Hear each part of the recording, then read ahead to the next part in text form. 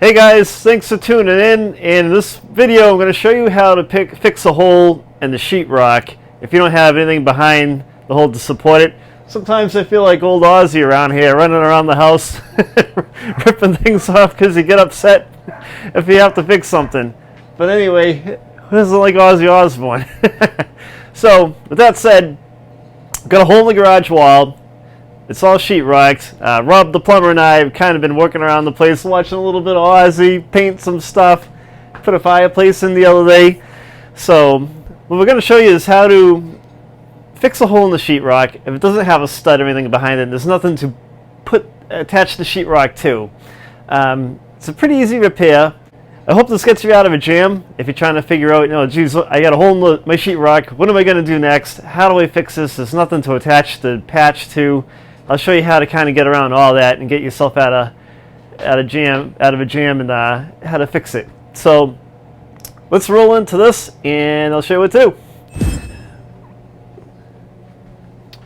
Okay, so what you're going to need to fix the hole in your drywall is you're going to want to cut out like a patch that fits inside of the hole so you can put it in there. If it's a square, cut out a square, or maybe even cut out like a little bit of a bigger area so you can put a nice patch in it. It's kind of what I did with the circle. It was a circular pad and it was a little jagged, so I had a couple of pieces of sheetrock kicking around, so I made this patch out of it. Get a small piece of wood like this. I had some spare pieces of trim hanging around the garage, so I cut one of these up as my support for the back. And grab like some drywall screws. You're probably only going to need a couple, so if you're always doing stuff around the house, you might have some of those. If not, they're not that expensive. And use a cordless drill. I have a Ryobi one here, anyone will do. Have a Phillips head on it, so you can put the drywall screws onto it. So let's get rolling on this, and I'll show you what you need to do. So I had Rob the plumber here the other day, and he said, "What are those two holes for in your garage wall?" And I said, "Entrance to the no-ma'am garage." Okay, so what you're gonna do is take the little piece of wood that you cut to brace the hole. See right back here, it's all spongy. There's nothing solid behind there. So what you're gonna do is you're gonna make your own support. Just gonna put the bracing right behind like that. Grab a drywall screw. And then let's drill this into place. There's that one. And then put this one up here. Now you have a brace to put your sheetrock to fill this hole. So now, grab the plug that you made out of sheetrock. Put it in like that.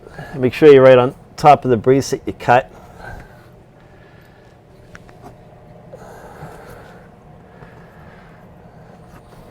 Let's go like this.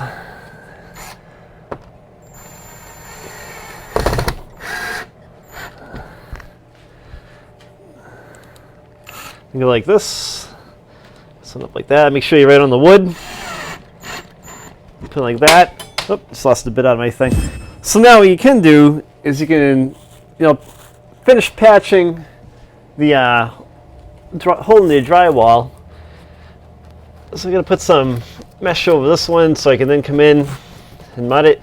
But now you have something for it to adhere to. Like that. Put on the strip down.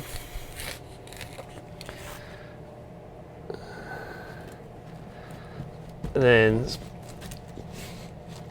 put this on like this. You can get this pretty much in any drywall department where they sell like mud and stuff like that.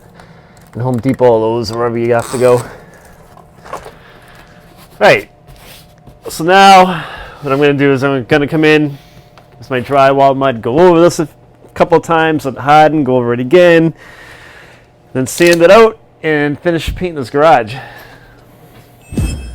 So I hope this video helps you guys out.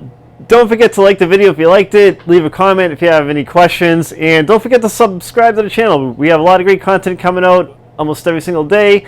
You don't want to miss anything. There's a lot of great DIY stuff on the channel. Until then, thanks for watching.